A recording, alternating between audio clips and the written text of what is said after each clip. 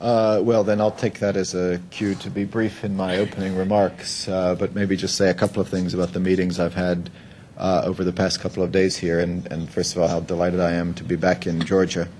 And I had a lot of meetings over the past couple of days with the current and former speakers of the Parliament, with the Prime Minister, with the Defense Minister, with the Foreign Minister, with the Special Envoy for Russia, with the National Security Secretary to the President, and I think tomorrow morning I'll see President Saakashvili before I leave town. So it was a comprehensive visit, and as you see, was people on both sides of the political spectrum, which was obviously important to me to be able to do that.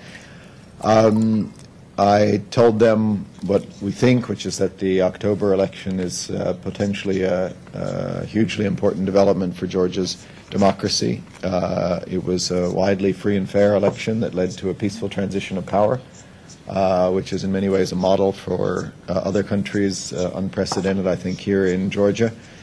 And I encourage both sides to continue to work together to ensure that that peaceful and democratic transition moves forward in Georgia's interests. And I strongly encouraged both sides to be pragmatic as they deal with each other. That is particularly true when it comes to this sensitive question of the arrests that we've seen over the past days and weeks. I underscored that the United States is committed, like we hope Georgia is, to the rule of law, and that anybody who is guilty of crimes should be fully investigated and, if necessary, prosecuted. But I also stressed how important it is to avoid both the reality and the perception of selective prosecution, and the absolutely critical importance of ensuring full transparency and due process to anybody who is under suspicion or investigation. Nobody wants to see what looks like selective prosecutions or retributions. That wouldn't serve Georgia well, and I think the international community is paying close attention, as we in Washington are paying close attention, to how this develops. And for Georgia to continue down the path to Euro-Atlantic integration that it seeks, I think it's going to need to be absolutely scrupulous in making sure that due process and transparency are applied as the rule of law is implemented. I was reassured to hear from the Prime Minister and from the Foreign Minister and others that Georgia remains committed to the Euro-Atlantic integration process and to strong relations with the United States. And on my behalf, I was able to clearly stress how committed we are to continuing to support Georgia in terms of our defense relationship, in terms of the Georgian economy, which has really made a lot of progress over the years, and it's something we want to support, and in terms of this democratic transition, which is the key to the future. I express gratitude for Georgia's contributions in Afghanistan and the sacrifices that the Georgian people and Georgian military have made towards our common effort there. So I think we have a strong bilateral relationship with this country, and it really is with the country and the people of Georgia. It's not with one particular side. It's a critically important time, this period of cohabitation and democratic transition. But I'm confident and I'm encouraged by what I heard from the Prime Minister and others about their commitment to this constitutional democracy. And for the United States, we look forward to continuing to work very closely with Georgia. Why don't I stop there and see what questions you might have.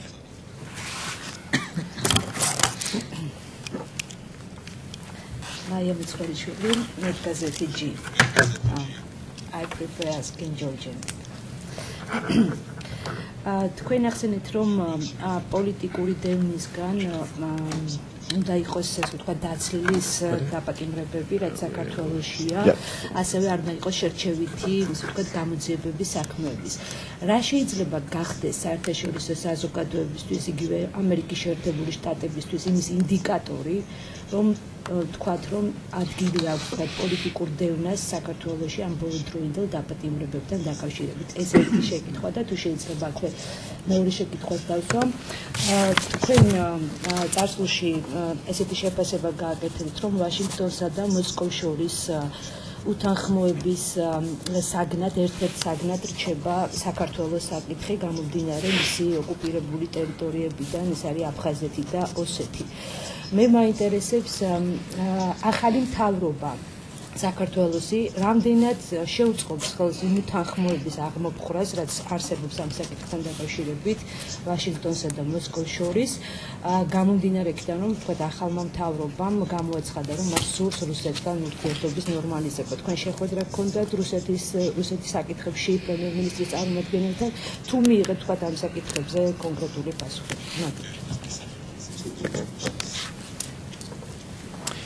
Thank you. Those are both good and important questions. On the first question of how we know or what criteria we use to decide if something is selective prosecutions, it's difficult to define exactly what criteria to use, and there's clearly a fine line between, on one hand, not implementing the rule of law and not prosecuting anybody, which would be wrong, but on the other,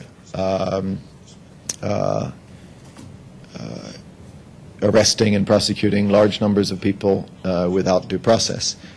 And all I can say maybe is we'll know it when we see it, or if we see it, which is to say if all of the or any arrests that take place are clearly done with due process for the individuals concerned, full transparency so people can see why they're being arrested or why they're prosecuted, full presentation of the evidence,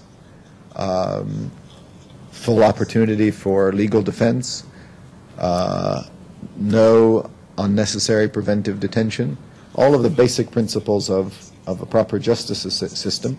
I think if it proceeds in such a way, the international community in the United States would recognize that this is simply implementing the rule of law.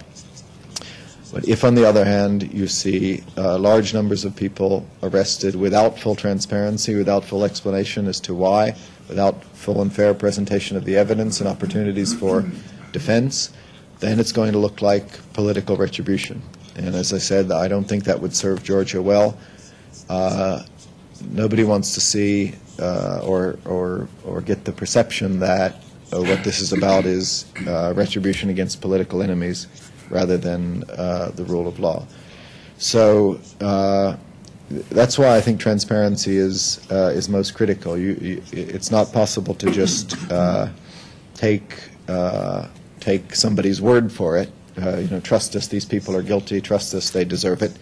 The process needs to be fair and transparent, and the results need to be fair and transparent. Just the impression that an election leads to one side being able to take advantage of its power and impose its will on the other wouldn't serve Georgia's democracy well. In terms of Moscow, yes, we have said that we in the United States have pursued a better relationship with Russia, and one of the things we've disagreed about is Georgia. We always said that we would be clear about areas of differences as well as areas of agreement, and we've differed on Georgia because we in the United States support Georgia's sovereignty and territorial integrity, which we believe Russia has violated, and we believe that its continued presence in Abkhazia and South Ossetia is in violation of the August 2008 agreements. And we clearly don't support, we and the vast majority of the international community reject the notion of independence for Abkhazia and South Ossetia. I think, and from my discussions here in the past couple of days, I can say that we have the same view of this as the Georgian government, as the new Georgian government. We have the same red lines. They also naturally support Georgia's sovereignty and territorial integrity. They reject recognition. They would like to see Russian forces depart, and they believe that Georgia has the right to join whatever security alliance it wants, which is what we said right from the start in terms of our relationship with Russia. Independent sovereign countries can choose their own security alliances. Hopefully they'll do so with respect for their neighbors and not in any way in a hostile way to their neighbors. And we'd like to see good Georgian relations with Russia, just as we want better U.S. relations with Russia. So in that sense, and I had an excellent discussion with the foreign minister just before coming here, I think we have the same view, and Georgia can continue to count on our support when it comes to the relationship with Russia. Just a quick follow-up question. I won't take much time. again, the continuation of this whole detention process. The Parliament is also planning to set up a commission, which is still sort of seems to be in the air, but hopefully they'll get around to it. But these investigations, which might take place either by the prosecutor's office or in the format of the sort of the Parliamentary investigative committee, one way or the other, but the format is not that important, actually might lead to exposing some really high-ranking officials. I mean, it can go really high up. And of course, it becomes a political question. Even though the process might be all due and fair and transparent, it might actually really lead up to some high-ranking officials, especially with not just with criminal cases, but also with financial fraud cases. So, do you see that as trouble, and do you think that might contribute to some kind of political crisis here? I understand this is, you're confined by diplomatic rhetoric, but I mean, if you can be frank on this, appreciate that. No, thank you. It's a critical issue, and the government, I think, will have to the current Georgian government will have to be very sensitive to the perception that it's not about implementing the rule of law, but about retribution of its enemies. I think there was clearly a very difficult political campaign. That's fair enough. That's what democracy is all about. And now is the time for Georgia to come together as a country and for the two sides to show that they can work together. We're encouraged that they're talking to each other, and I heard renewed commitments to do so while I was here.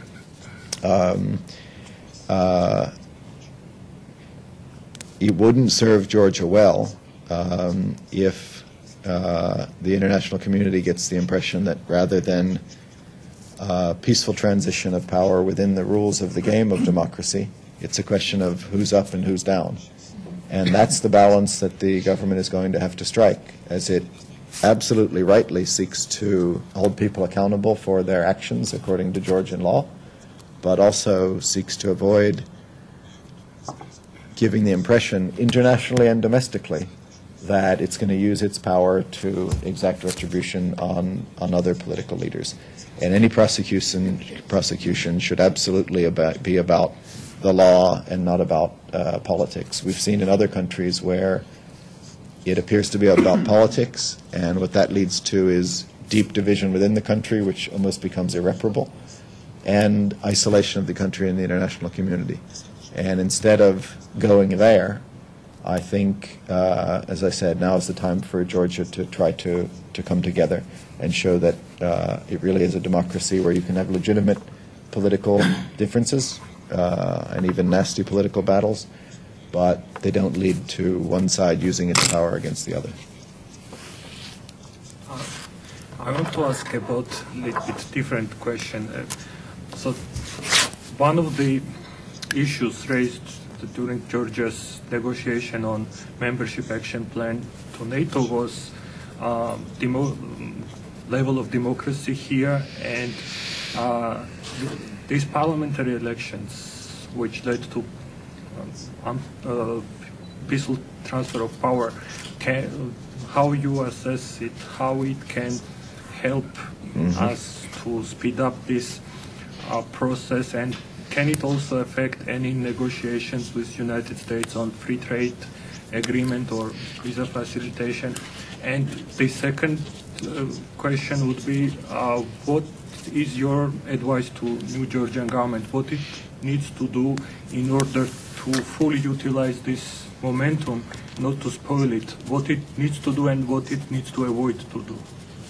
Thank you. I do think that the evolution of Georgia's democracy in the wake of the elections is absolutely relevant to questions like NATO membership and MAP and visa facilitation and free trade arrangement, in the sense, maybe not absolutely directly, but in the sense that when countries decide what sort of relationship they want to have with Georgia, or when alliances decide what sort of relationship, they're asking themselves, what kind of country is Georgia? And so whether specifically for NATO's MAP or NATO membership in general, I think NATO countries are asking themselves, do we want this country in this democratic alliance? Does it deserve to be? Can we expect it to uphold standards of democracy and stability that we expect. And so it's absolutely relevant how it's following up from its elections. Again, to be concrete about this question of arrests, I think if the perception was that the parties in Georgia will not follow the rules of the game and work within constitutional provisions, but instead would just be a question of who has power, there would be skepticism about whether you want that sort of country within NATO. And so I do think the members of NATO have been watching very carefully how this plays out, and their judgment as to whether the process with NATO should move forward, whether specifically on a map or just more generally, will very much be affected on the state of democracy. I mean, it's one of the features of this alliance is that democracy is a key criterion. Maybe during the Cold War, it didn't matter if you were a potential security contributor during the Cold War, and there were members of NATO during the Cold War that were not the most pristine democracies. We put that aside because of overriding security interests. Now the standards are different and higher. It's a democratic alliance. And so it matters very much what the state of democracy looks like. And for these questions you ask about visa facilitation, free trade as well, I think members of the U.S. Congress will be watching very carefully as they decide, do they support closer economic ties or security ties at the state of democracy. So it's not just about Georgia's domestic affairs. It's about how Georgia gets on with the rest of the world.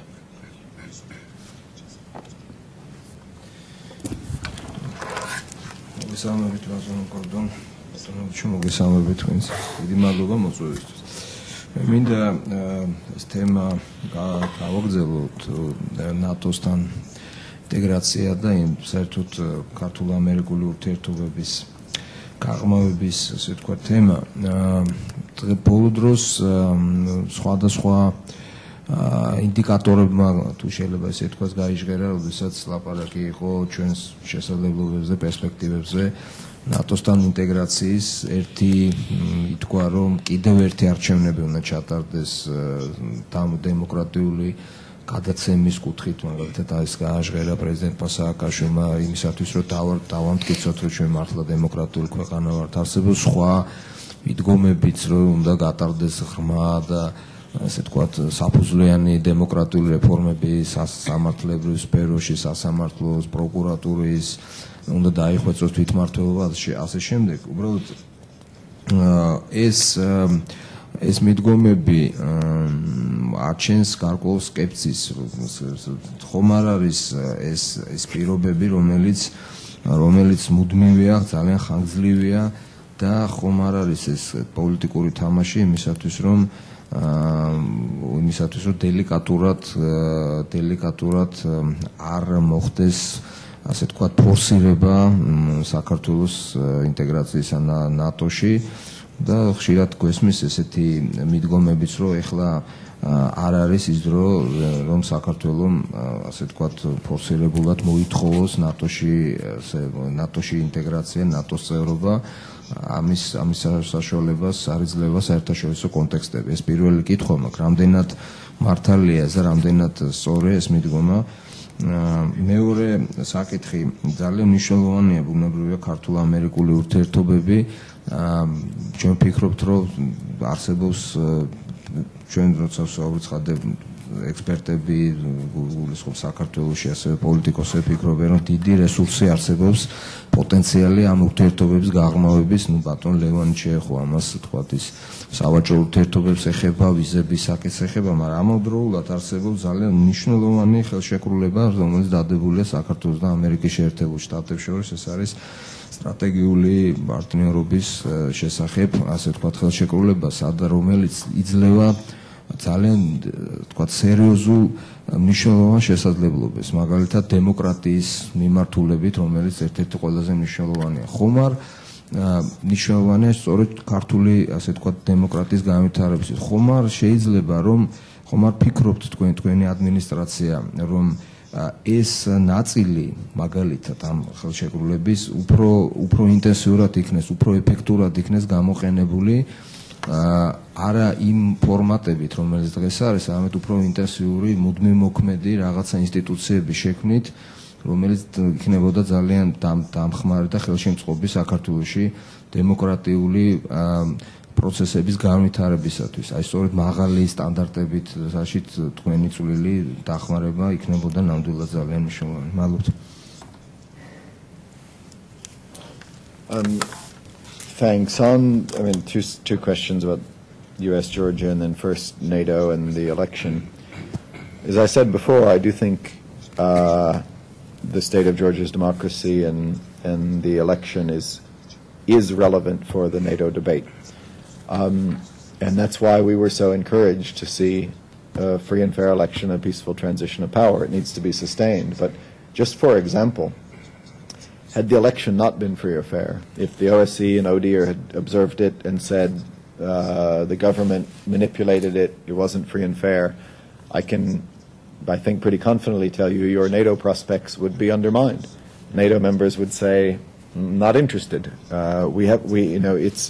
NATO now has the luxury not to take in countries that are not democratic, and I think that would have been a real setback. Or if you had a free and fair election, but the government didn't like the result and didn't let it take place, there too I think your NATO path would have been very much obstructed by that.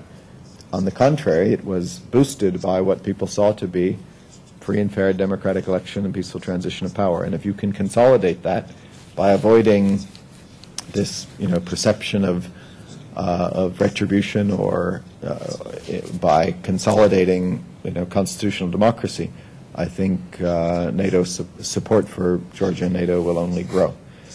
In terms of the U.S.-Georgia relationship, we're very pleased with how the Charter on Strategic Partnership has developed.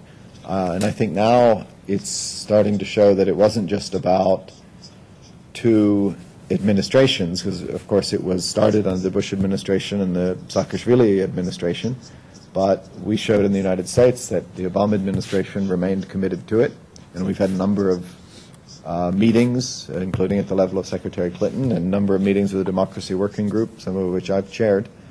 And now I believe that the government of Mr. Ivanishvili is committed to it as well. And so we're seeing that this is really about the United States and Georgia and not particular governments. So we're using that, I think, Charter on Strategic Partnership very well on security, on democracy, on an economy. And the working groups have continued to meet. And it's a useful tool for advancing our relationship.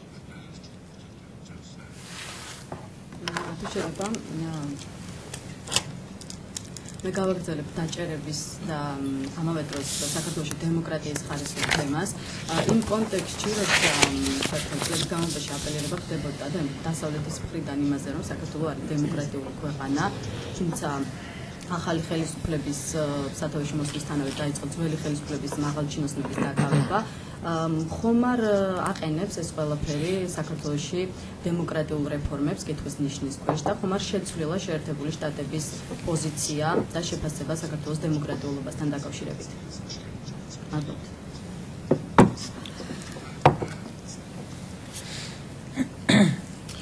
Well, as I said, we're watching the process carefully. I think it's too soon to reach any final judgments. The election was only how many days ago? 6 weeks ago. Yeah. We have been encouraged by the earliest developments because the people spoke, the majority recognized the outcome, the president recognized the outcome, he acknowledged that there should be a new majority, they formed a government. That's what happens in democratic countries. We know it's not easy. We just had an election ourselves. And it's not easy for the side that loses to accept. In our case, you had a bit of both because we have cohabitation as well with the Republican majority in the House of Representatives and executive branch for Democrats, Senate for Democrats. So we know what this is like, but that's what happens in democracies. The people speak, and even if it's a close election, the result gets implemented. And we were encouraged not just that President Saakashvili acknowledged the result of the election, but the new government pledged to cooperate. And we've seen, even while I'm here, I've heard talk of meetings between the two sides. And And the Prime Minister said just the other day that he was prepared to work with President Saakashvili within cohabitation and hopefully afterwards. So we've been encouraged by a number of signs, a number of critical and fundamental signs. But, as I say, it's too soon to reach any final judgment because we're also paying attention to how it evolves. Some concern that power could be used for political purposes and not just implementing the rule of law. And that's why I strongly encourage the Prime Ministers and others that I saw to be as scrupulous as possible in showing Georgians of whatever political stripe and showing the world that that they're committed to Georgia's democratic evolution. And it really is, it can be win-win for the sides in Georgia, just as it can be lose-lose. If it becomes a political battle outside the bounds of constitutionality, everyone will lose, including those who are trying to use the power that they may have won in election. They'll lose because Georgia won't succeed as a country. But both sides can win if the democracy is strengthened, and that's why we're trying to be supportive, and we're watching the situation carefully.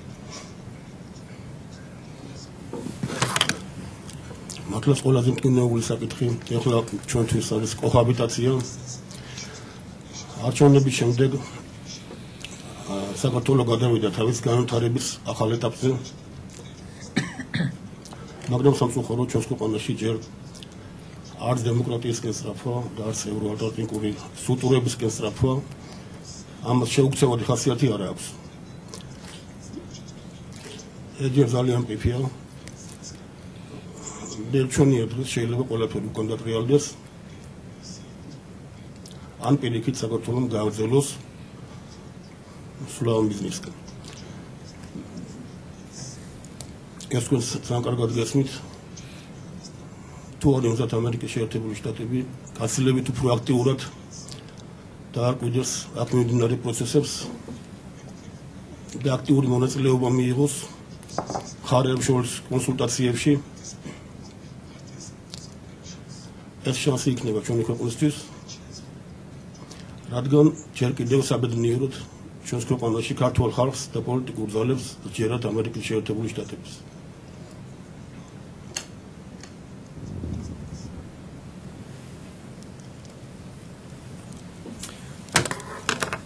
Well, again, I think I would just say the same as I've said on some other comments and questions, that there is a link between Georgia's Euro-Atlantic aspirations and this state of democracy. I do think that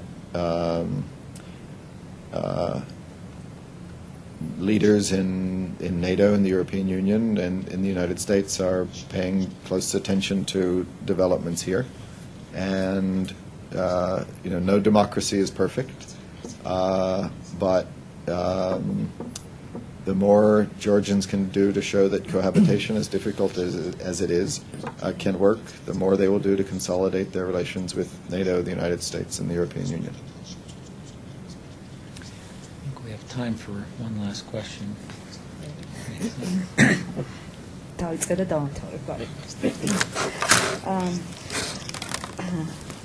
ერთი ასეთი საკითხი მაინტერესებს, ანუ პრეზიდენტისა და ახალი მთავრობის თქვა თანაცხოვრებასთან დაკავშირებით მექნება ძალიან კონკრეტული შეკითხვა. თქვენ გუშინ ახსენეთ, რომ შესაძლოა პრეზიდენტი და პრემიერ-მინისტრი ერთობლივად ჩავიდნენ ვაშინგტონში, გამართონ ერთობლივად შეხვედრები. ასეთივე შეხვედრები ბრიუსელში შედგა, პრინციპში ისინი გაემგზავრნენ ერთდროულად, მაგრამ ცალ-ცალკე შეხვედრები ჰქონდათ. იმ დროს, როდესაც გუშინ მთავარმა პროკურატურამ გამოაქვეყნა ახალი სისხლის სამართლის საქმის შესახებ ცნობები, რომელიც შესაძლოა პრეზიდენტის ადმინისტრაციამდე მივიდეს, რამდენად წარმოგიდგენიათ, რომ ეს თანაცხოვრება შედგეს და ამას ჰქონდეს კონკრეტული ეფექტი მიუხედავად დასავლეთის მცდელობისა, რომ ეს თანაცხოვრებას ხელი შეუწყოთ.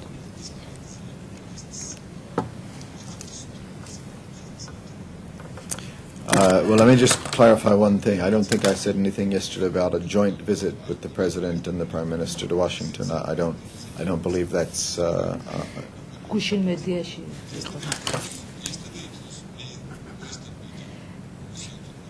Okay, well, I can clarify that I don't believe anybody is envisaging a joint visit. I think the Prime Minister is looking to go to Washington. He said early on that he wanted to make an early visit to Washington. It's something that we welcome. We obviously welcome their cooperation as much as they can work together. But I don't think that, I think that may be a misunderstanding.